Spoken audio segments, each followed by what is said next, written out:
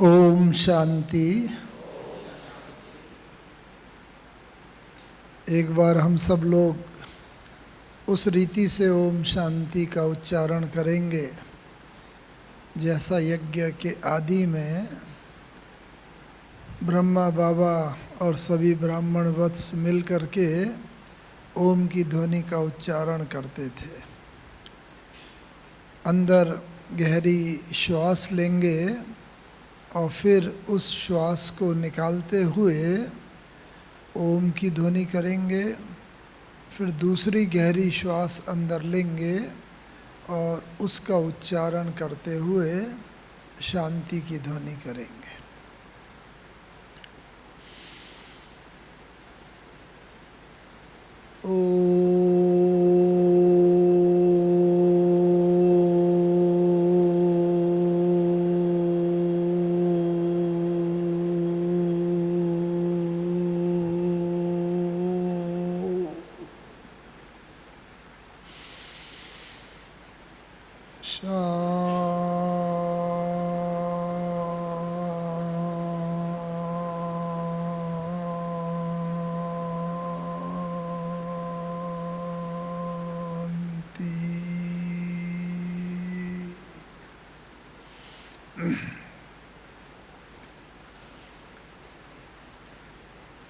जैसा विषय दिया गया है, क्या विषय दिया है याद है?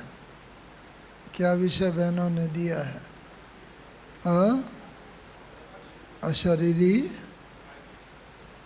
अशरीरी बनने की ड्रिल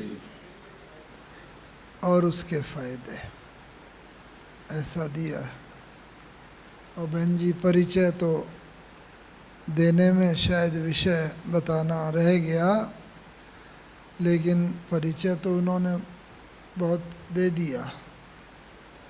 लेकिन एक परिचय देना वो भूल गए, जो हम समझते हैं सबसे बड़ा परिचय और अवार्ड है।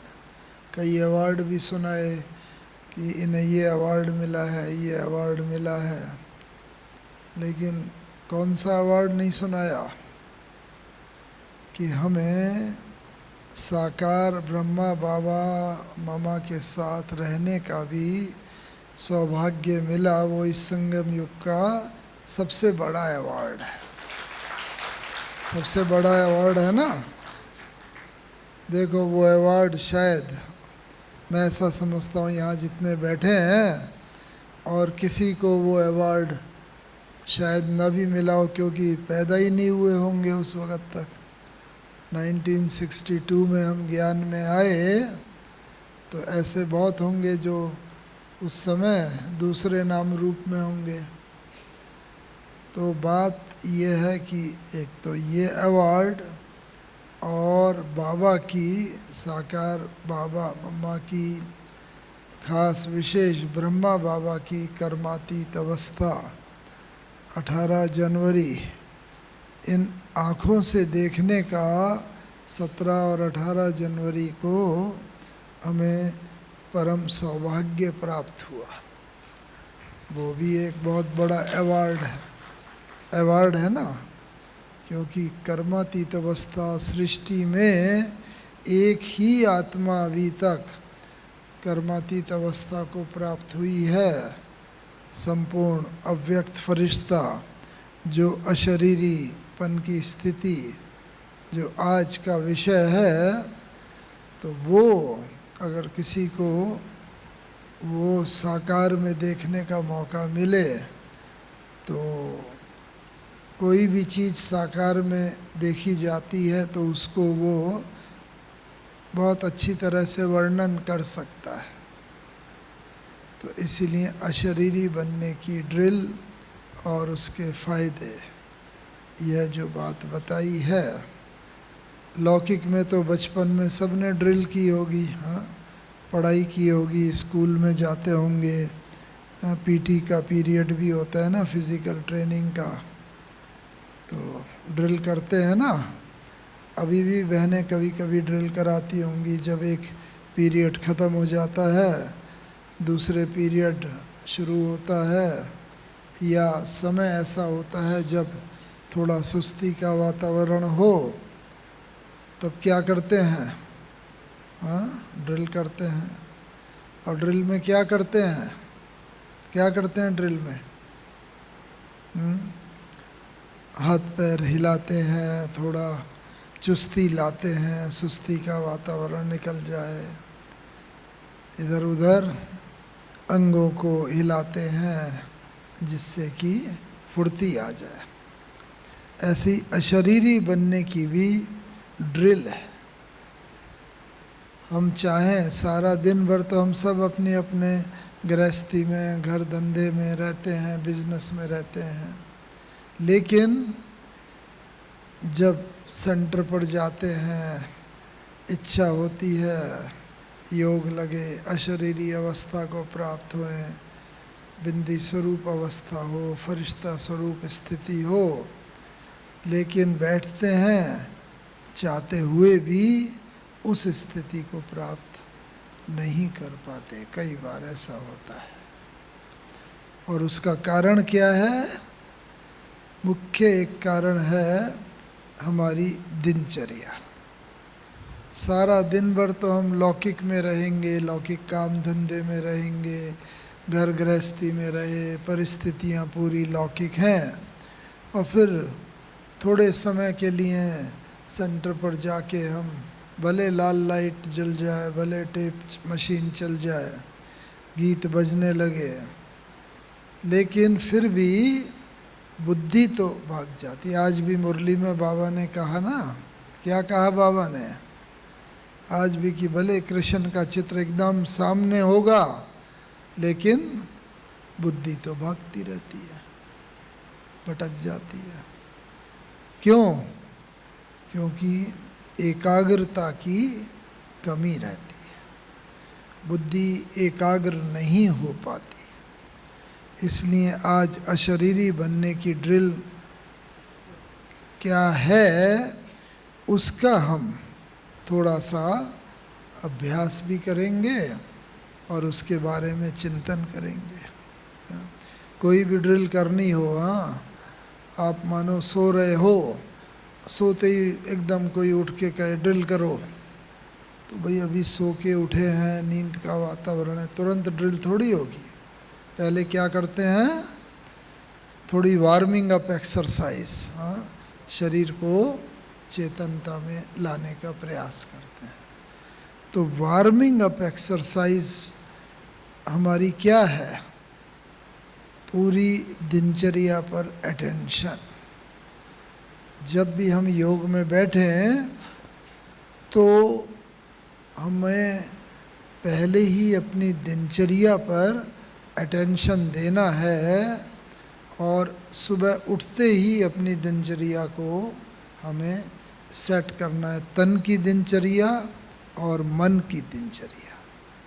तन की दिनचर्या का तो अभ्यास है, घर में क्या क्या काम करने आज मिल कर के वो प्रैक्टिस करते हैं, लिख लेते हैं, इस समय पर ये काम, इस समय इससे मिलना, इस समय मार्केट जाना, इस समय घर का ये काम कर लेते हैं, लिख लेते हैं तो हो जाता है। लेकिन बाबा ने कितनी बार बताया है, तन के साथ साथ मन की दिनचर्या को भी सेट करो। मन की दिनचर्या जितनी सेट होगी, उतना मन मना भाव का अभ्यास भी होता रहेगा, उतना मन हमारे कहने पर, ऑर्डर पर चलेगा, और उतना ही हम मन के द्वारा कार्य ले सकेंगे, जैसा बाबा ने लिया, ब्रह्मा बाबा ने भी लिया। तो इसलिए बाबा ने मन को अभ्यास कराया। तो अव्यक्त स्थिति का, अशरीरी स्थिति का हम चाहते हैं कि अगर हम ड्रिल करें, एक तो दिनचर्या हमारी ऐसी सेट हो, और वो बाबा ने बताई है, आप सब भी पुराने ब्राह्मण लगते हैं, तो भाई जो बाबा ने दिनचर्या बताई है, अमृत वेले कितने बजे उठना है, अमृत वेले का योग करना है, फिर मुरली सुननी है, फिर उसके बाद कार्य व्यवहार में लगना है, सब चीज़ बाबा ने पूरा बताया हुआ है। तो इसीलिए एक तो दिनचर्या पर ध्यान, ये हमारी जैसे दिनचर्या पर ध्यान होगा तो जैसी दिनचर्या चलेगी उसके बाद जैसे ही हम योग में बैठेंगे ना तो हमारी बुद्धि योग भी लग सकेगा। नहीं तो कहने के लिए हम बैठ गए लेकिन मन भागता रहेगा, ये काम बाकी है, रह गया, ये करना है, ऐसा करना चाहिए था, फलाने ने ये कहा, उसने अपमान कर दिया, 50 बातें बुद्धि में याद आती रहेंगी। और कहने के लिए स्थूल रीति से हम योग में बैठे हैं, लाल लाइट जल रही है, गीत चाहे बज रहा है, लेकिन मन हमारा अव्यवस्थित। तो इसीलिए एक तो ये ध्यान रखना चाहिए पूरे दिनचर्या ज़्यादातर हमारी सेट हो, और विशेष करके 4 बजे का योग जो है बाबा ने कहा है, बाबा रोज़ चक्कर लगाने आते हैं, हर बच्चे के पास जाते हैं 4 बजे, और उस समय का समय जो है उसको एक विशेष वरदान प्राप्त है। कौन सा वरदान? उस समय को ये वरदान है कि बच्चे जो भी मांगना चाहें, जो भी वरदान बाबा दे देता है। बस बच्चों को बाबा दे देता है, फिर बच्चों की शक्ति पर निर्भर है कितना उसको स्वीकारते हैं, कितना वो बह जाता है।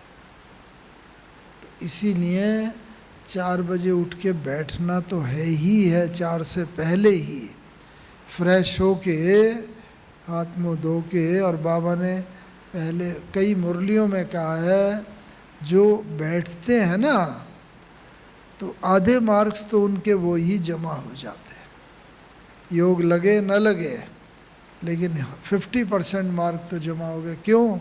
क्योंकि उनके मन में इच्छा है कि मुझे बाबा से शक्ति मिले, मैं उठ करके बाबा की याद में बैठूं, भले सुस्ती के वातावरण हो, लेकिन ये ना करें अरे नींद तो आ ही रही है, चलो अच्छा है बिस्तर में ही सो जाओ, यहाँ भी योग तो लगता नहीं। ऐसा नहीं, बैठना है, बाबा देखता है, और उसी समय जो बच्चे बैठे भी होते हैं उनके मार्क्स में 50% तो ऐड हो जाते हैं। तो इसलिए इतना फ़ायदा तो ग्रेस मार्क भगवान ने दिया है ना। तो इसीलिए ये वार्मिंग अप एक्सरसाइज है। फिर इसके साथ साथ दूसरा क्या है, बाबा ने जो बताया है, तो अगर हम अशरीरी स्थिति की अवस्था को अनुभव करना चाहते हैं तो सबसे पहले बाबा ने पहला लेसन हमें कौन सा बताया? हाँ, हमारी स्मृति में परिवर्तन किया बाबा ने। ज्ञान में आए, पहले हम अपने को शरीर समझते थे, बाबा ने बताया तुम आत्मा हो। पहले हम लौकिक कार्य व्यवहार, लौकिक बच्चा है, बच्ची है, पत्नी है, पति है, लौकिक ये सब समझा। अब बाबा ने कहा कि ये सब तो पार्ट प्ले करने के लिए मिला हुआ है, तुम वास्तव में आत्मा हो। किसी ने पुरुष रूपी तन पहना हुआ है, किसी ने स्त्री रूपी शरीर पहना है, लेकिन ये परिवर्तन बाबा ने कहा करा, लौकिक को अलौकिक में परिवर्तन कर दिया। और बाबा ने क्या करा? बस जो बाबा ने करा दिनचर्या पूरा स्मृति स्वरूप में जो परिवर्तन किया। कोई आपदा आई, प्रॉब्लम आई, तो प्रॉब्लम को प्रॉब्लम न समझ करके बाबा ने क्या कहा? खेल का एक दृश्य समझे। बस ये दृश्य आया, जीवन में 50 दृश्य आते रहते हैं, ये भी जीवन की यात्रा चल रही है, यात्रा पर जाते हैं, एक दृश्य आया, हम ठहर नहीं जाते, चलते रहते हैं। अच्छा है बुरा है, दृश्य पास होता रहता है, हम चलते रहते हैं। तो इसीलिए पहला है स्मृति स्वरूप, जो हम अशरीरी बनने की ड्रिल करना चाहते हैं तो सबसे पहले अपने को चेक करें मैं स्मृति स्वरूप कितना, और उसके लिए बाबा ने कितना सहज बताया है, ट्रैफिक कंट्रोल। बच्चे स्मृति स्वरूप रह सकें तो इसलिए ट्रैफिक कंट्रोल बताया है। बस पहले तो 5 वक्त ट्रैफिक कंट्रोल, भाई सुबह के 7 बजे है, 10:30 बजे है, 12 बजे है, 5:30 बजे आदि आदि। फिर बाबा ने कहा बच्चे और शक्तिशाली बने तो हर घंटे में भी 1 मिनट, ज़्यादा नहीं, हर घंटे में 1 मिनट बाबा की याद रहे। तो जहाँ कंटिन्यूटी रहती है, लगातार रहता है, वहाँ शक्ति होती है। गैस है, माताएं जानती हैं, कुकिंग गैस है, खाना पक रहा है, अगर 1 सेकंड के लिए भी बंद कर दें और फिर जलाना चाहें, फिर से उसे माचिस से या लाइटर से जलाना पड़ेगा। बुझ गई तो बुझ गई। तो इसी तरीके से जो स्मृति है वो हमारी लगातार रहे, उसमें शक्ति रहती है। जैसे जब कोई बीमार होता है ना, ज़्यादा बीमार हो गया, हॉस्पिटल ले गए तो डॉक्टर क्या करता है, पहले वो सब बीपी देखा, सबसे पहले ड्रिप लगा देता है। बस सुई लगाई, बॉटल से ग्लूकोज या सेलाइन चढ़ता रहता है, धीरे धीरे 1-1 बूंद टपकता रहता है। तो जहाँ लगातार होता है, कंटिन्यूटी होती है, उससे शक्ति आती है। शक्ति, हाँ, सिर्फ शक्ति की वही डॉक्टर ने गोली दी, भाई ये सुबह खाना, ये दोपहर खाना, ये शाम, हम सोचें चलो तीनों एक ही वक्त खा लेते हैं, ज़्यादा शक्ति आ जाएगी, ऐसे नहीं। कंटिन्यूटी लगातार होना चाहिए। शरीर के लिए जैसे पाचन शक्ति का महत्व है ना, आपने ताकत की चीज़ें खाई, बादाम अखरोट खाए और फल खाए, ड्राई फ्रूट खाया, लेकिन शरीर में अगर पाचन शक्ति ही खराब है, कुछ हजम नहीं होगा, कमज़ोर के कमज़ोर रहेंगे। ऐसे ही अगर मन के अंदर, जैसे शरीर में पाचन शक्ति है, मन के अंदर अगर मनन शक्ति नहीं है, जिसे बाबा विचार सागर मंथन कहता है, तो उसके बिना भी शक्ति नहीं आएगी। तो इसलिए जो भी मुरली सुनते हैं, पॉइंट सुनते हैं, उस पर थोड़ा मनन करना बहुत आवश्यक है। तो इसलिए स्मृति स्वरूप अगर हम बनना चाहते हैं, जो पहला पॉइंट बाबा ने बताया, उसके लिए हम मनन शक्ति अपनी बढ़ाएं। विचार सागर मंथन, थोड़ा सा कोई भी पॉइंट हो करते रहे। कई माताएं भाई लोग कहते हैं बाबा मनन होता नहीं है, विचार सागर मंथन नहीं होता है, क्या करें? तो बाबा ने तो बड़ी सहज विधि बताई हुई है। कौन सी सहज विधि बताई हुई है? हाँ, क्या सहज विधि बताई हुई है? अपने को मालूम होगा तभी तो हम स्टूडेंट्स को बता सकेंगे ना। तो इसीलिए सबसे सहज विधि है, चित्र के सामने जाकर बैठ जाओ। कोई भी चित्र, त्रिमूर्ति, झाड़, लक्ष्मी नारायण, सीढ़ी, कलव वृक्ष वगैरह जो है, मानो कलव वृक्ष के सामने बैठ गए। हाँ, बस जैसे प्रदर्शनी में समझाते हैं, आँख से तो देख रहे हैं, बीज जड़ से शुरू करें। देखो जड़ में ये बाबा मम्मा सब बैठे हुए हैं, अष्टरतन बैठे हैं, महारथी आत्माएं।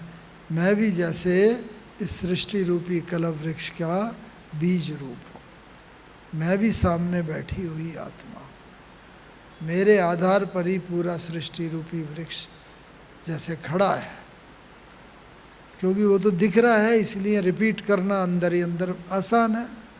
फिर बीज होता है, बीज से 2 पत्ते निकलते हैं, तना निकलता है। बस इस सृष्टि रूपी वृक्ष का तना हूँ, बीज से तने में शक्ति जाती है और तने से फिर टाल टालियों में, पत्ते पत्ते तक वो शक्ति पहुँचती है।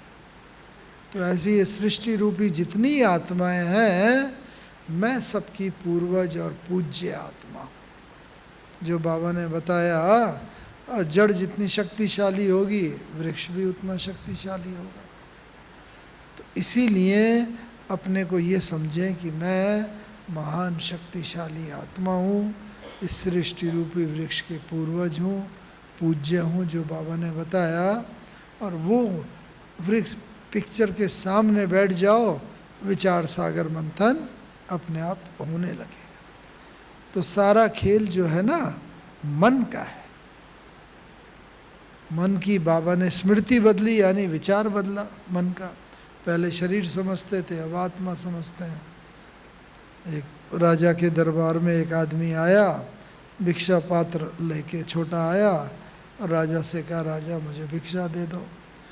राजा ने कहा ठीक है। मंत्री को बोला, जाओ राजकोष में जाओ, कुछ हीरे जवाहरात भर के इसके भिक्षा पात्र में डाल दो।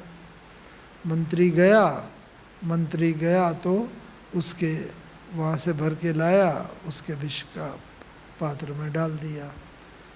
भरा नहीं वो। फिर मंत्री दोबारा गया, फिर लाया, फिर भी नहीं भरा। तीसरी बार गया, 8-10 बार मंत्री गया। अब देखने में तो भिक्षा पात्र इतना सही था, लेकिन बढ़ता ही नहीं था। कितनी बार गया वो, लाया डाला। तो राजा ने सोचा जरूर इसमें कोई रहस्य की बात है। तो उसने उससे पूछा कि महाराज आप भिक्षा पात्र तो इतना ही है देखने में, लेकिन भर नहीं रहा, इसके पीछे क्या गुह्य रहस्य है, क्या राज है? तो उसने क्या बताया? उसने बोला महाराज ये जो भिक्षा पात्र है ना, ये मनुष्य की खोपड़ी का बना है, सिर का बना है। यहाँ मन होता है और मन तो सदा अतृप्त रहता है। एक इच्छा है, पूरी करी आपने, 2 और इच्छाओं का जन्म हो जाएगा। 2 इच्छा पूरी की, 4 और इच्छाओं का जन्म हो जाएगा। तो इसीलिए जब इच्छाओं का जन्म होता है तो बढ़ता नहीं है, मन अतृप्त रहता है। तो इसीलिए अभी आवश्यकता ये है थोड़ा चेतन होने की। समझे बहन जी? हाँ, चेतन होकर बैठने की, क्योंकि समय का प्रभाव ऐसा है, जैसे वो भिक्षा पात्र नहीं बढ़ता था, ऐसे ही मन में भी अंदर कुछ नहीं जाएगा अगर समय के प्रभाव में हम सुस्ती में रहेंगे और अगर हमारी आंखें बंद रहेंगी। तो इसलिए ये हमें देखना है मन को, कि मन के अंदर हमारा मन चेतन हो करके बैठे। और face is the index of mind कहते हैं। जो चेहरे पर आता है वो मन के अंदर होता है, वही चेहरे पर आता है। मन में सुस्ती का भाव होगा, चेहरे पर भी आएगा, आंखें बंद हो जाएंगी, गर्दन हिलने लगेगी और बहुत भाव आएंगे। मन अगर तृप्त होगा, बाबा की बात हम सुन रहे हैं, बाबा के घर में आए हैं, बाबा की भट्टी कर रहे हैं, बाबा की बात सुन रहे हैं, तो फिर वैसी चेतनता भी रहेगी, खुश रहेगा। तो इसीलिए फेस, मन के अंदर कोई दुख की बात कभी घटी हो कुछ साल पहले भी, आज भी याद करते हैं, चेहरा एकदम उदास होने जाता है। मन में खुशी की बात अगर होगी, अकेले भी बैठे होंगे और खुशी की बात याद करके चेहरा पुलकित होता रहे। तो इसीलिए एक तो ये देखना है अपने को अशरीरी अवस्था में स्थिति का अनुभव करने के लिए। पहले मन की चेतनता वो बहुत आवश्यक है। एक ये बात है, स्मृति स्वरूप बनना। तो स्मृति तो मन में ही होती है। मन में अगर विस्मृति हो गई तो वो क्या अवस्था हो जाती है? वो नींद की अवस्था हो जाती है। बस रात को बिस्तर पर सोए, सारे दिन भर की बात भूल गए, अशरीरी बन के सो गए, विस्मृति हो गई, नींद की अवस्था हो गई। तो इसीलिए एक ये अवस्था को धारण करना है। और क्या करना है? साथ साथ जब ऐसी स्थिति होती जाती है तो देखना है अंदर कोई भी परिस्थितियाँ। घर गृहस्थी में रहते हैं, परिस्थितियाँ तो आएंगी, मान अपमान, निंदा स्तुति, हानि लाभ दुख सुख, ये परिस्थितियाँ तो आएंगी जीवन में। तो क्या करेंगे ऐसे में? हाँ, एक व्यक्ति था, थोड़ा अशांत जैसा था।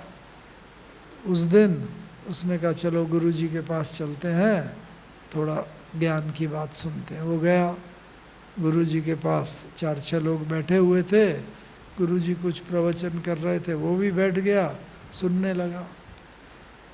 जाके सुनने लगा, इतनी देर में अर्थक्वेक आया, जमीन हिली, भूचाल आया, सब हिलने लगा। गुरुजी जहाँ पर जिस छपरे के नीचे सुना रहे थे वो भी हिलने लगा एकदम। तो सब लोग भागे, चेले, अरे भागो भागो भागो, भूचाल आया, भूचाल आया, भागो।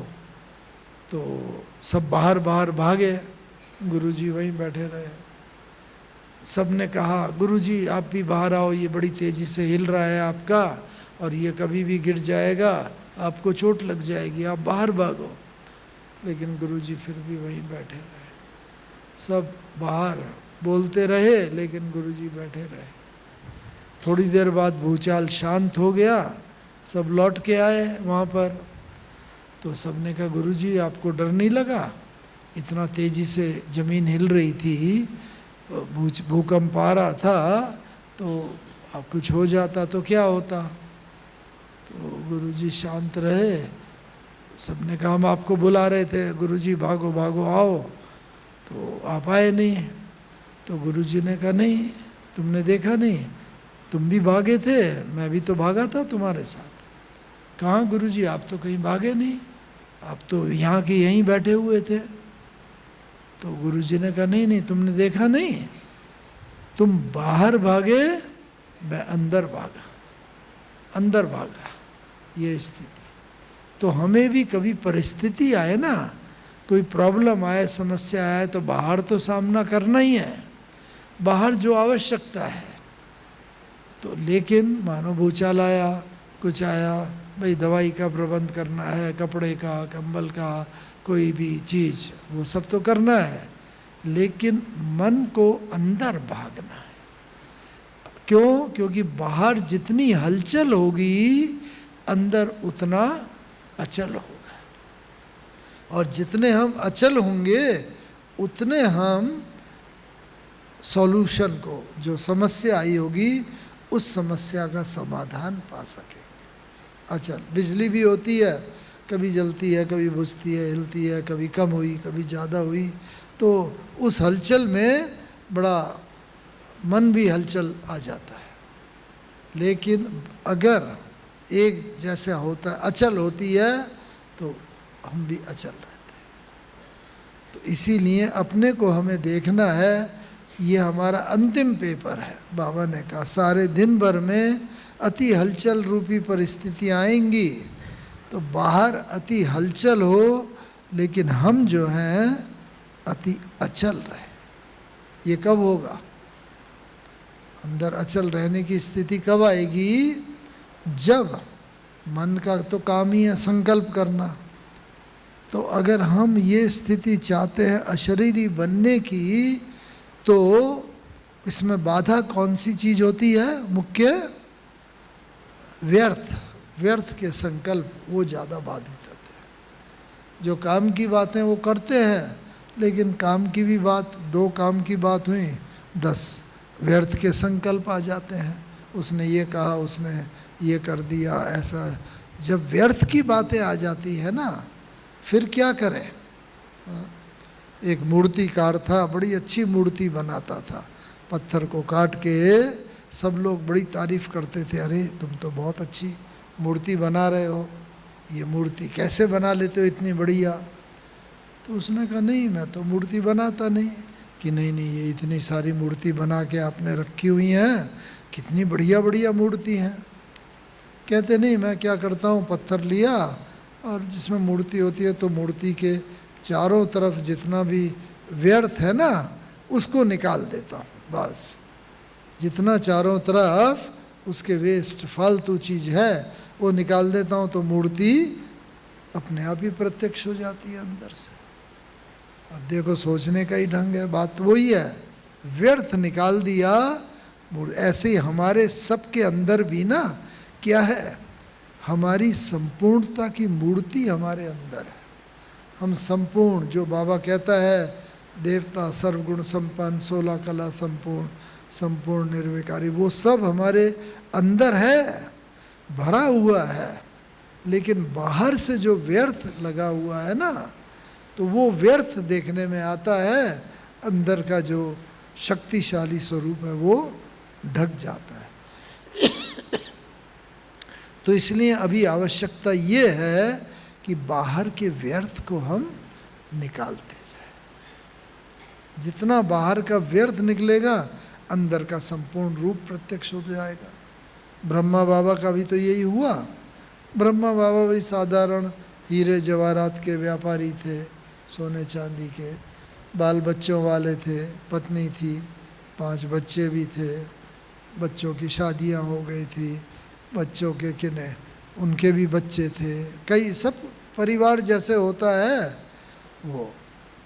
अब बाबा भी ये महसूस करते थे कि बस भगवान को ढूंढने में बहुत बिजी थे। बाबा भी बहुत तीर्थ स्थानों पर गए, बहुत गुरुओं के पास गए, 12 गुरु किए, भगवान मिले, परमात्मा मिले, बहुत कुछ बाबा ने किया, लेकिन फिर भी परमात्मा की अनुभूति बाबा को नहीं हो रही थी। तो बाबा ने क्या किया? कब जब परमात्मा की अनुभूति हुई, बाबा को साक्षात्कार हुआ, विनाश का साक्षात्कार देखा बाबा ने, धरती हिल रही है, भूचाल आ रहा है, बरसात हो रही है, सूखा पड़ रहा है, लड़ाई हो रही है, सब जो आज का वातावरण है बिल्कुल जैसे वो वातावरण बाबा ने देखा। बाबा तो भयभीत हो गए, जमीन सब मर रहे हैं। तो बस हे प्रभु, बस मुझे अब अपना मोहनी रूप दिखाइए हे भगवान। फिर बाबा ने देखा दूसरा दृश्य, ऊपर से स्टार आ रहे हैं और बस सितारे, कोई सूरज सितारे बन जाते हैं नीचे आकर के, वो राजकुमार बन जाते हैं, कोई राजकुमारी बन जाते हैं, और बस ऐसी सुखमय सृष्टि बन गई। बहुत ही सुख ही सुख, सतो प्रधानता, सब खेल कूद कर रहे हैं, नाच गा रहे हैं, खा पी रहे हैं, स्वर्ग।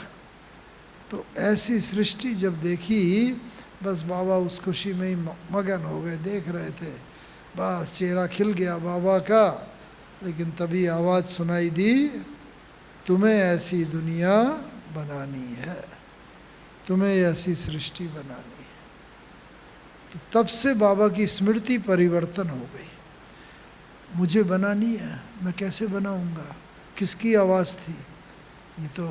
ये दुनिया तो बहुत अच्छी थी, आज की असली दुनिया तो बड़ी कलयुगी है, मैं कैसे ऐसी दुनिया बनाऊंगा? लेकिन जितना बाबा सोचते गए, स्मृति परिवर्तन होता गया, शिव बाबा भी नए नए बातें सुझाते गए और नई दुनिया के निमित्त बाबा बन गए। और जो एक व्यक्ति से शुरू हुआ था, आज कितना बड़ा हमारा ईश्वरीय विश्वविद्यालय इतने 140 देशों में फैला हुआ है, लाखों भाई बहनें अपना जीवन परिवर्तन कर रहे हैं। तो स्मृति परिवर्तन से शुरू करके फिर धीरे धीरे हमें दूसरा और रूप होता है, ये अब अशरीरी स्थिति लाने का मनन चिंतन। स्मृति तो बदल गई, मैं आत्मा हूँ, शरीर नहीं हूँ, लेकिन उस पर मनन करते रहना। एक बार सुन लिया मुरली में मैं आत्मा हूँ, क्या फ़ायदा? 24 घंटे में 23.5 घंटा तो बस मैं शरीर हूँ, मैं फलाना हूँ, उसका पिता हूँ, उसका पति हूँ, उसका और नौकरी करता हूँ, आदि आदि। देह की याद रही, फ़ायदा क्या होगा? तो उस परिवर्तन को, स्मृति परिवर्तन को रिपीट करना है बार बार। जितनी बार रिपीट करेंगे प्रैक्टिस, उतनी पक्की हो जाएगी और अपने आप फिर अपने आप ही याद आता रहेगा मैं आत्मा। आप माताएं याद करो, जब पहली बार रोटी बनाई थी तो गोल गोल गोल बनी थी? नहीं बनी होगी। जब छोटे होंगे आपकी माता ने, नानी दादी ने सिखाया होगा, तो बस सब बन जाते थे, चिपक भी जाती थी, ठीक नहीं बनती थी, लेकिन छोड़ नहीं दिया। पहले दिन ही छोड़ देते, बड़ा मुश्किल है भाई, कैसे होगा? तो नहीं होता, नहीं करते रहे। अब तो बात भी करते रहेंगे, गर्दन भी दूसरी तरफ होगी, उधर देखेंगे भी नहीं, फिर भी अपने आप घूमती रहेगी और गोल गोल बनती रहेगी। प्रैक्टिस, तो बाबा वही बात कहता है, इसका अटेंशन दो और रोज़ प्रैक्टिस करो, मैं आत्मा हूँ। कहीं पर भी जाए, किसी को भी देखे, मैं आत्मा हूँ, ये आत्मा है। बाबा ने भी तो ये करा, मैं आत्मा हूँ, जसोदा आत्मा है, निर्मला आत्मा है, नारायण आत्मा है, ये कहते कहते बस पक्का कर लिया कि भाई मैं आत्मा हूँ। मुझे याद है हम लोग बाबा से मिलते थे, बाबा ऐसा हाथ फैला देते थे, आओ बच्चे, आओ मीठे बच्चे, बस हम लोग बाबा की बाह में चले जाते थे और बस जैसे ही बाबा का स्पर्श हुआ, बाबा की दृष्टि पड़ी, हम विदेही हो जाते थे, अशरीरी हो जाते थे। क्यों? क्योंकि बाबा ने खुद अशरीरीपन का अभ्यास किया था, तो बाबा जिसको भी दृष्टि देता था वो भी अशरीरी हो जाता था। फिर उसके बाद थोड़ी देर रहे, फिर बाबा कहता था प्यार से, हाँ बच्चे आओ, आओ बच्चे, मीठे बच्चे आओ। बस जैसे हम देह में आने का अभ्यास करते थे, क्योंकि देह को भूल जाते थे। उसके बाद बाबा टोली भी खिलाता था, नाम पूछता था, क्या करते हो, आदि आदि। फिर एक जाता था, दूसरा आता था, वो भी विदेहीपन का अभ्यास करता था। तो हमारे अभ्यास पर दुनिया का अभ्यास निर्भर करता है।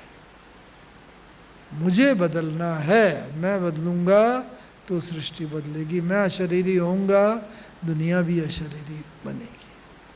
तो ये अभ्यास जितना करते रहेंगे, और ये होगा हमारे मनन चिंतन से। बचपन से हमने गलत अभ्यास डाले हुए हैं अनजाने में। हाँ, माता है ना, आपको याद हो, बच्चा जब छोटा होता है, एकदम पैदा हुआ बस माँ से ही लिपटा रहता है, माँ ही उसका संसार है, माँ से ही उसकी पालना होती है। थोड़ा बड़ा होता है, थोड़ा चलना शुरू करता है, पेट से रगड़ कर चलता है, और होता है फिर 2 हाथ 2 पैर से, घुटने से चलना शुरू करता है, चलता है। थोड़ा और बड़ा होता है, कुछ महीने 8-9 महीने होता है, फिर 2 पाँव पर खड़ा होता है। माँ बाप भी हिम्मत बताते हैं, हाँ शाबाश चलो, एक कदम, थोड़ा बढ़ता है, गिर जाता है, फिर खड़ा हो जाता है।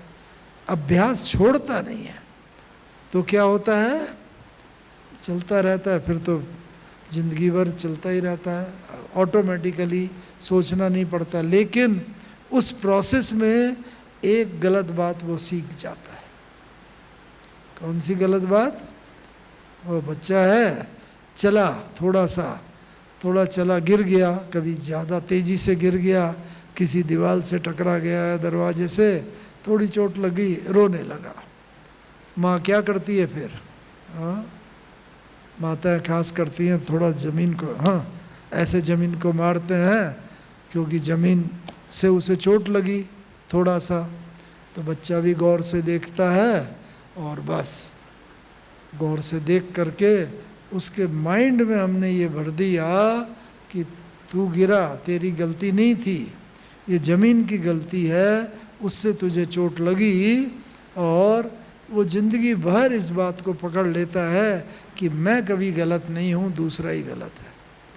एक उंगली दिखाते हैं ना, तो बस ज़िंदगी भर यही समझता है, भाई उसने ये किया तो मुझे क्रोध आया, उसने अपमान किया तो मैंने उसे मारा थप्पड़, आदि आदि। तो इसीलिए ये ऐसा नहीं है, बचपन से ही हमारा ये होना चाहिए कि बस हम अगर गलती पर है, तो हमें गलती स्वीकार कर लेने में कोई भी वो नहीं है। वही सुना होगा कि एक वो है कि जिंदगी भर एक ही भूल करते रहे। कौन सी? जिंदगी भर एक ही भूल करते रहे, धूल चेहरे पर थी और आईना साफ करते रहे। आईने में शक्ल देखी, दिख रही है भाई, उसमें चेहरे पर धूल दिख रही है, हम समझते हैं कि आईना गंदा है, लेकिन असली तो गलत तो हम है ना। तो इसीलिए अपने को एक उंगली दूसरी तरफ कहते तो हैं हम, लेकिन 3 उंगली जो इशारा, तो अशरीरी बनने में ये चीज़ बहुत बड़ा विघन डालती है। दूसरे ने कुछ भी किया, बात करी, हमें अपमान महसूस होता है, कमजोरी महसूस होती है, और बस ये ऐसा अनुभव होता है कि ये तो नहीं होना चाहिए। और क्या होता है, मनन चिंतन जब करेंगे तो व्यर्थ की बातों की तरफ बहुत बुद्धि जाएगी। क्यों? क्योंकि हम किसी को भी ना या तो स्नेह करते हैं या घृणा। राग और द्वेष कहते हैं ना, जीवन में दो चीज़ होती हैं, या तो किसी से राग होगा, प्रेम होगा, या द्वेष होगी, घृणा होगी। वास्तव में होना क्या चाहिए? हाँ, कबीरदास जी ने बोला ना, कबीरदास जी का बड़ा प्रसिद्ध वो है कि कबीरा खड़ा बाजार में सबकी मांगे खैर, ना काहू से दोस्ती ना काहू से बैर। बस अगर किसी से अति दोस्ती है, इसका मतलब किसी से घृणा भी है। इसीलिए प्रेम और मोह में जब बताते हैं ना, अगर किसी से मोह है तो मोह का मतलब किसी से घृणा भी है।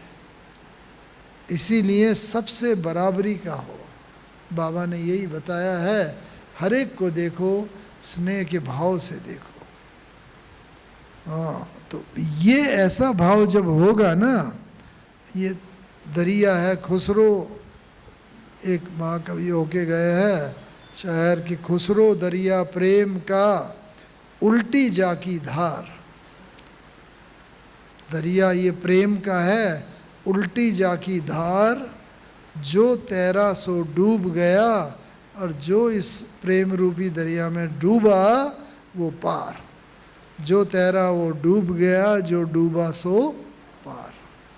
तो हमें ये देखना है, बाबा जो कहता है अभी भी मेरे अंदर दुनिया की बातों का मोह है, प्रेम है, आकर्षण है, लगाव है, झुकाव है, या सबके प्रति मेरा संभाव है।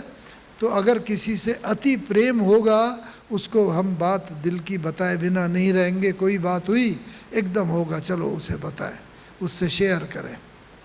तो अगर किसी से अति प्रेम होगा तो किसी से अति घृणा भी होगी, द्वेष होगा। इसीलिए बाबा कहता है सबसे समान भाव हमारा अगर रहेगा तो जीवन में आगे ही बढ़ते रहेंगे। कभी भी हिम्मत ना हारें। क्या करें, बैठते तो हैं योग में, लेकिन आधा घंटा बैठे, 25 मिनट तो बुद्धि भागती रही। नहीं, ये ना समझे। शुरू में होगा, हम लोगों का भी होता था, बाबा का भी था। बाबा ने जब देखा योग में बैठता हूँ मन तो भाग जाता है, बाबा ने क्या किया पता है? बाबा ने मन को पत्र लिखा, ये मन, मैं आत्मा राजा हूँ, तू मेरा मंत्री है। मैं राजा हूँ, तुझे मेरी बात माननी चाहिए, तू मेरा कर्मचारी है। लेकिन तू ज़्यादा शक्तिशाली बन गया, तूने मुझ आत्मा राजा को कमज़ोर कर दिया। मैं तेरे कहने पर तेरे पीछे पीछे भागता रहा। बुद्धि को भी पत्र लिखा बाबा ने, हे बुद्धि, तू भी मन के कहने पर मन का साथ देकर तुम दोनों ने मुझे मिला के कमज़ोर कर दिया। अब मैं आत्मा राजा कमज़ोर हो गया और तुम बलशाली हो गए, और मैं तुम्हारे पीछे पीछे चलता रहा, भागता रहा। लेकिन हे मन, हे बुद्धि, अब मैं तुम्हें कह देता हूँ कि मैं आत्मा राजा कमज़ोर नहीं रहूँगा। अब मैंने स्वमान को पहचाना है, स्वस्थिति में मैं स्थित हो गया हूँ। अब तुम्हें मेरे कहने पर चलना पड़ेगा, मैं तेरे कहने पर नहीं चलूँगा। क्यों? क्योंकि मैं राजा हूँ, तू मंत्री है, तू मेरा कर्मचारी है। तो ऐसे ही आवश्यकता ये मुझ आत्मा राजा को अपनी स्वस्थिति रूपी सिंहासन पर बैठकर ऑर्डर करने की। जब तक कोई अपनी सीट पर होता है, ऑर्डर करता है, सब ऑफिस वाले उसकी बात मानते हैं। और जब वो सीट पर नहीं होता, रिटायर हो गया, ट्रांसफ़र हो गया, चला गया, कोई भी उसकी बात नहीं मानेगा, क्योंकि वो सीट पर ही नहीं है। तो इसीलिए हमें पहले अपने स्वमान की सीट पर सेट होकर फिर किसी शक्ति को ऑर्डर करना है।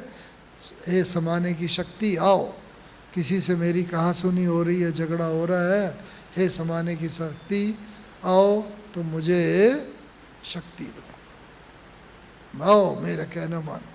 अब हम सुमान की सीट पर ही नहीं होंगे तो शक्ति भी नहीं आएगी। जब मैं अपने सीट पर ही नहीं बैठा हूँ तो मेरा कर्मचारी मेरी बात क्यों मानेगा। ये शक्तियाँ तो मेरे ऑर्डर में हैं, ये कर्मेंद्रियाँ, ये हाथ ऑर्डर में, तभी तो हाथ को जिधर उठाना चाहें उठा लेते हैं, आँख जब बंद करना चाहें बंद कर लेते हैं। क्यों? ये कर्मचारी हैं, मेरे ऑर्डर में हैं। लेकिन क्या यही स्थिति मेरे मन के साथ है, मेरी बुद्धि के साथ है, मेरे संस्कारों के साथ है? नहीं। मन तो जब अपने आप ही भागता रहता, और हम भी कह देते क्या करें, मन बड़ा चंचल है, तो वो अशरीरी स्थिति नहीं।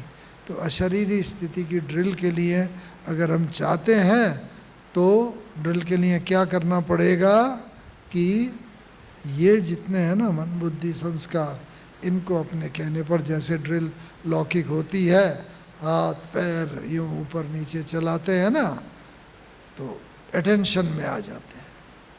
सावधान आराम बोलते हैं ना, तो इसी तरह सावधान हो के हमें ये अटेंशन में आकर के फिर अपने कर्मेंद्रियों को, जैसे इन कर्मेंद्रियों को ऑर्डर करते हैं, ये कर्मेंद्रियां वैसे कर्म करती हैं, ऐसे ही मन बुद्धि संस्कार ये सूक्ष्म कर्मेंद्रियां हैं, इनको ऑर्डर करना है। ये मन अब सब भूल जाओ, मैं अशरीरी स्थिति में बैठा, और सबसे पहले बाहर से आकर बैठे, सेंटर पर भी बैठे, बस मनन चिंतन करो, मैं अशरीरी आत्मा हूँ। कोई व्यक्ति याद आया, उसने अपमान किया, नहीं अभी नहीं, अभी तुम्हें ऑर्डर नहीं है, अभी मैं बाबा को याद करने बैठा हूँ। ये मन, अब मैं इस समय शक्तिशाली स्थिति में हूँ, तुम्हें मेरे अंदर यहाँ आने का अभी हुक्म नहीं आ। तो इस तरीके से मनन चिंतन ये जितना होगा उतना फिर एकाग्रता होगी। एकाग्रता बड़ी आवश्यक है। हाँ, उसमें क्या करना पड़ेगा, मन को एकाग्र करने के लिए बाबा ने बताया ना, एकाग्रता बढ़ाने के लिए क्या करना है। 4 बातें बाबा ने बताई हैं इसमें एकाग्रता में।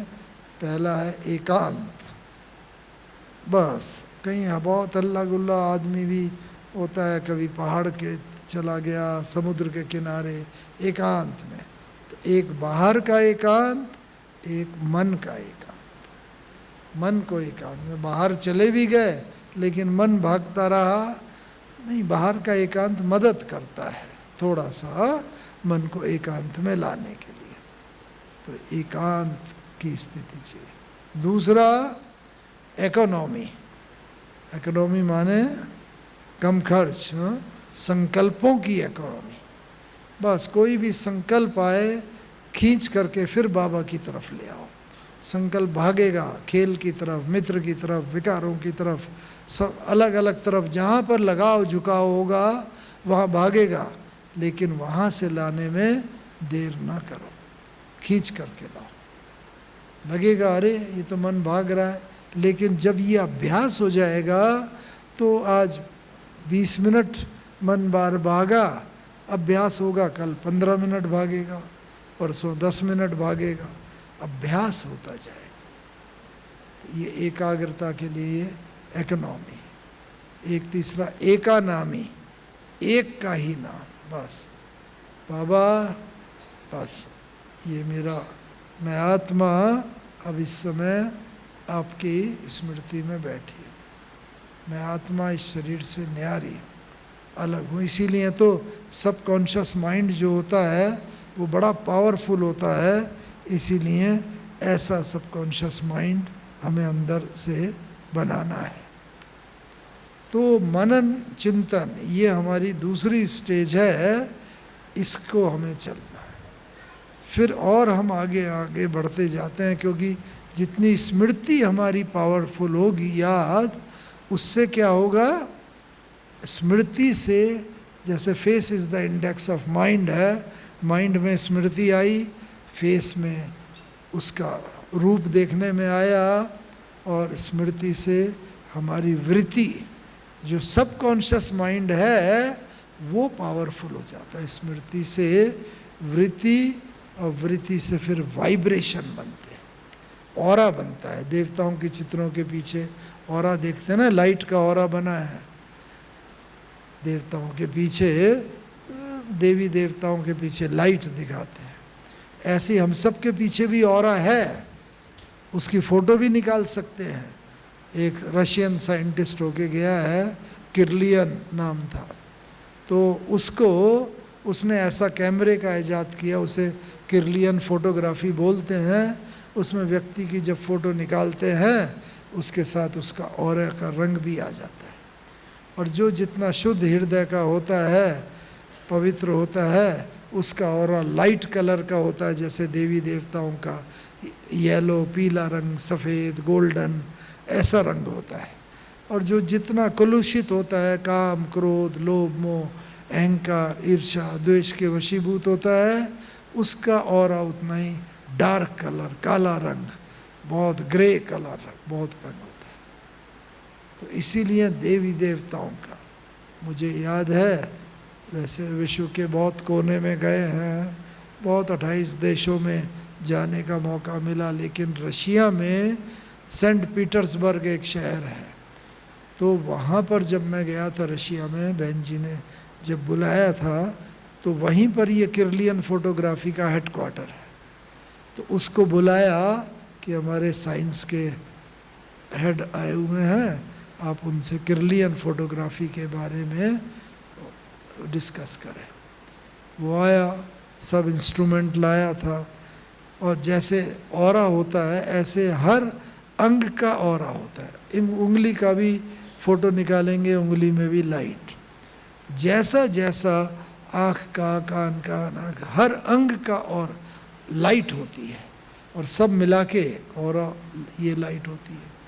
तो उसने हमारे सब उसका भी ऑरा निकाला, हाँ, और ये भी लाइट निकाली, और काफ़ी देर तक अध्ययन किया, और उसने बताया कि दुनिया भर से लोग मेरे पास आते हैं, सब तरफ से, हर कंट्री के, भारत से भी, हर धर्म के, हर संप्रदाय के लोग, लेकिन जितना अच्छा ब्रह्मा कुमारी वालों का ऑरा होता है, उतना अच्छा ऑरा किसी का नहीं होता।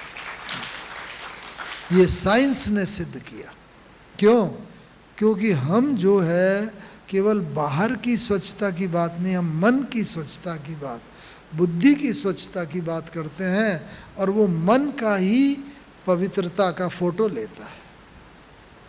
तो इसीलिए बाबा ने भी कहा है, जब दुनिया ये बात कहेगी, विज्ञान हमारी बात सिद्ध करेगा, तो बाबा की भी प्रत्यक्षता होगी और हमारी भी प्रत्यक्षता होगी। इसीलिए अभी हमें ये देखना है, भले हमारा आपस में भाई बहनों में कभी मन मुटाव हो जाए, झगड़ा हो जाए, कोई बात हो जाए, उस बात से हम घबराए नहीं।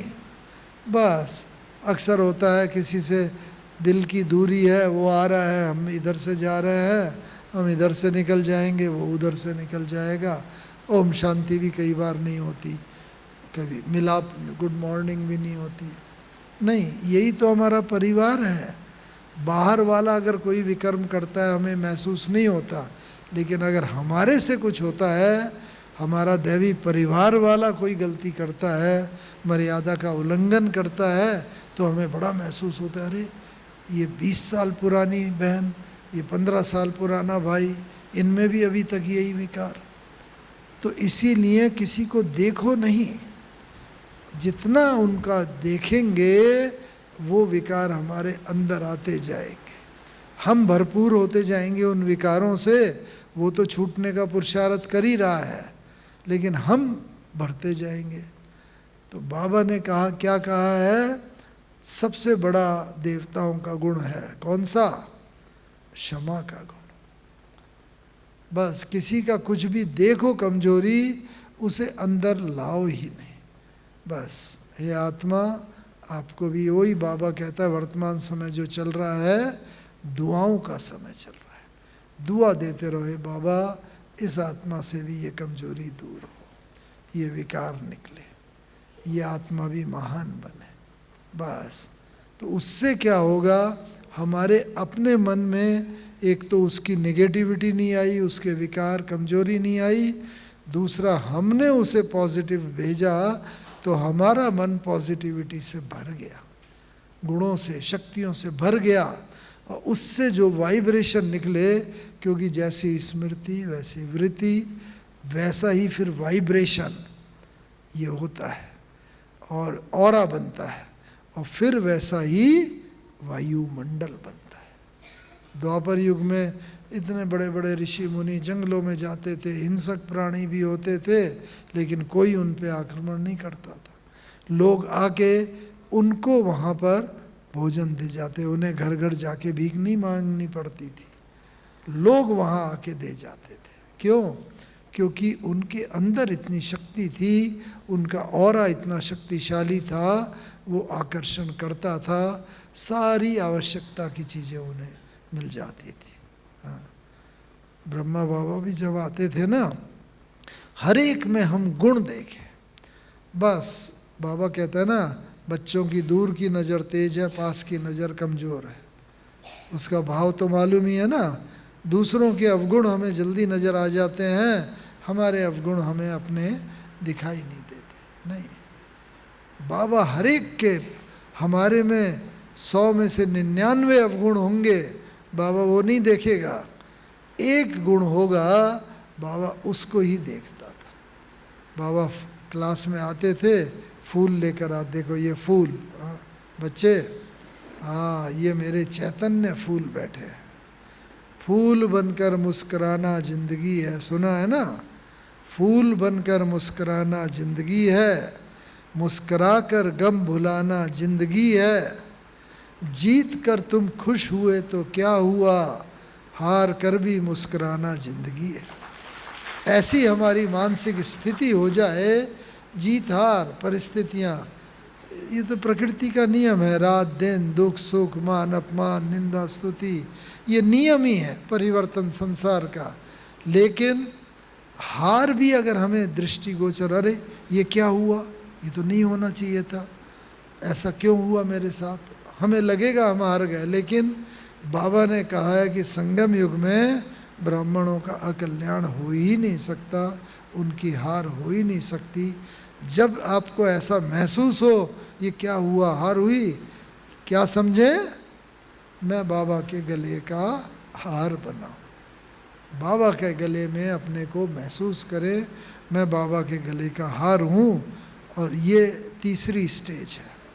अच्छा, फाइनल स्टेज के लिए पहला स्मृति स्वरूप, दूसरा मनन चिंतन की स्टेज, तीसरा ये स्टेज जब हम मनन चिंतन करते करते ना मगन अवस्था में पहुंच जाते हैं, बस अपने आप ही उस अव्यक्त स्थिति में पहुंचते जाएंगे।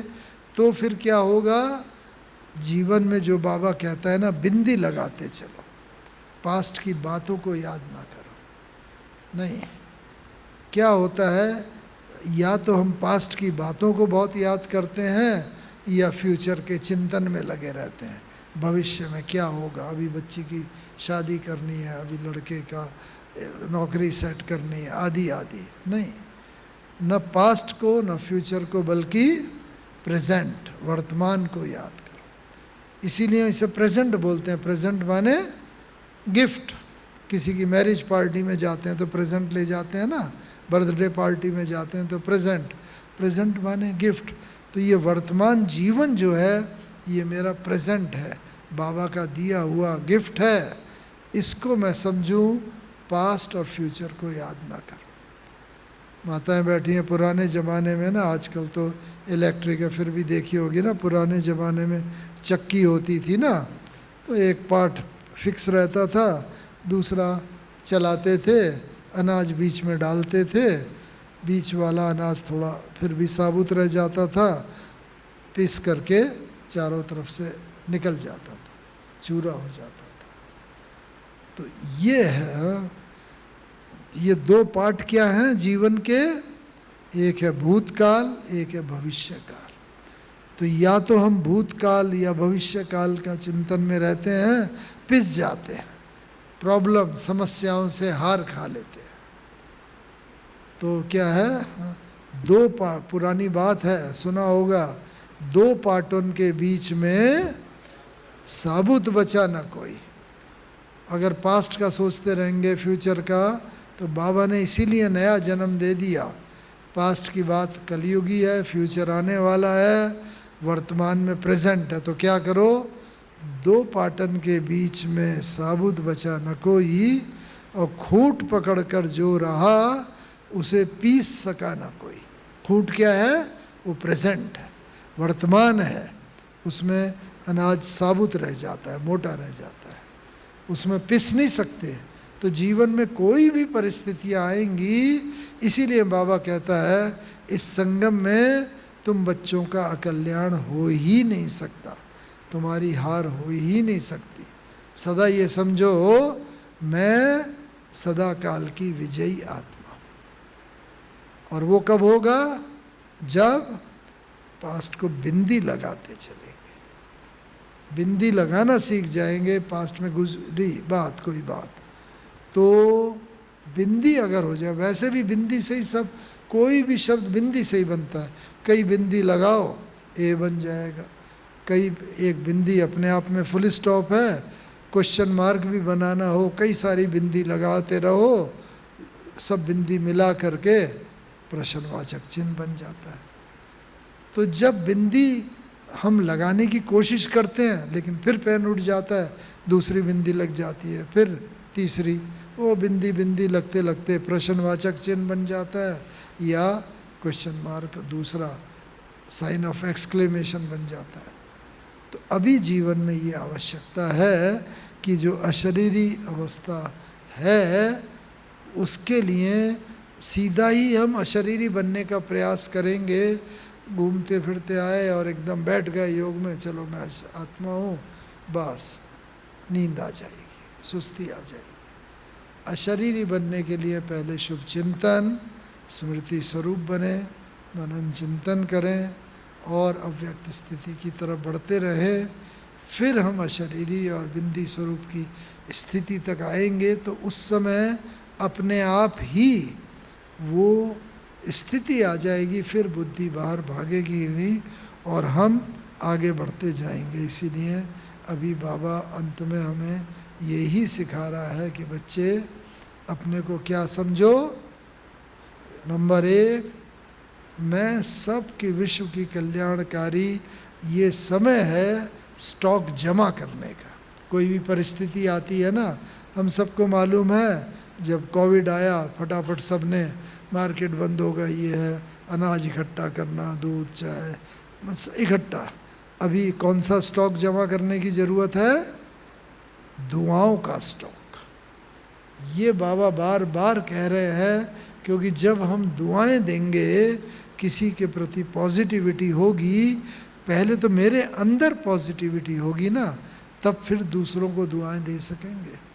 इसीलिए एक दुआएं देने की ये आवश्यकता है, दुआएं देते रहो और अंतिम पेपर के लिए साक्षी दृष्टा होकर चलो, बस ये लास्ट पेपर। क्योंकि साक्षी दृष्टा ये जो चीज़ है ना, ये बड़ी आवश्यक है। क्योंकि चारों तरफ हाहाकार होगा, चारों तरफ लोग मर रहे होंगे, चारों तरफ कहीं पर भी हमारा थोड़ा लगाव झुकाव होगा, वहाँ बुद्धि चली जाएगी। फिर जो बाबा ने कहा है क्या, अंतमति सोगति, वो तो होगी नहीं। अंत में जब चारों तरफ बुद्धि जाएगी, तो साक्षी दृष्टा ये शब्द की तरफ ख्याल रखें। इसके अंदर जो है दृष्टा कौन है, आत्मा। ये आँख क्या है, दृष्टि। इस दृष्टि के द्वारा वो दृष्टा आत्मा देख रही है। तीसरी चीज है दृश्य। बस ये दृष्टा इस दृष्टि के द्वारा ये जो कुछ देख रही है, ये सब दृश्य है। दृश्य तो बदलते रहते हैं, तो इसीलिए किसी भी दृश्य में हम अटके नहीं। दृश्य आएगा जाएगा, चलता रहेगा। दृश्य रुकता नहीं है, कोई भी, हमारी भी तो याद की यात्रा है, हम भी चल रहे हैं। तीसरा है दृश्य। चौथी चीज है दृष्टिकोण। ये साक्षी दृष्टा में स्थित रहने की विधि है। दृष्टिकोण, जैसा हमारा एटीट्यूड होगा, देखने का दृष्टिकोण होगा, हमें वो चीज़ वैसी दिखाई देगी। हमारा दृष्टिकोण नेगेटिव होगा तो वो नेगेटिव सब दिखाई देगा, दृष्टिकोण पॉजिटिव होगा, हर चीज़ अच्छी दिखाई देगी। और पांचवी चीज़ है, अंतिम चीज़ है दृष्टांत। हमारे दृष्टांत द्वापर युग से भक्ति मार्ग में जो लिखे जाएंगे ना, वो सब इसी आधार पर ही लिखे जाएंगे, कैसा हमारा दृष्टिकोण है, कैसा दृष्टा ने दृष्टि के द्वारा दृश्य को देखा और उस आधार पे अपने को परिवर्तित किया। तो इसीलिए अंतिम पेपर में विजयी होने के लिए हम साक्षी दृष्टा भी होके चले, और बाबा का जो बाबा ने बताया ना, अंत में बिंदी स्वरूप की स्थिति में तभी टिक सकेंगे, अव्यक्त तभी हो सकेंगे, अशरीरी तभी हो सकेंगे जब इन स्थितियों से धीरे धीरे आखिरी सीढ़ी तक चढ़ना है। हम जोश में आके पहले ही छलांग लगा के 8वें स्टेप पर चढ़ना चाहें तो क्या होगा, अपने को ही चोट लगेगी। पहला चढ़े, दूसरा चढ़े, तीसरा, तो ये सारी जो 5 स्टेप आपको बताए गए हैं, वहाँ तक जाने के लिए इस स्टेप पर रहेंगे तो सदा विजयी बनेंगे। ओम शांति, ओम शांति।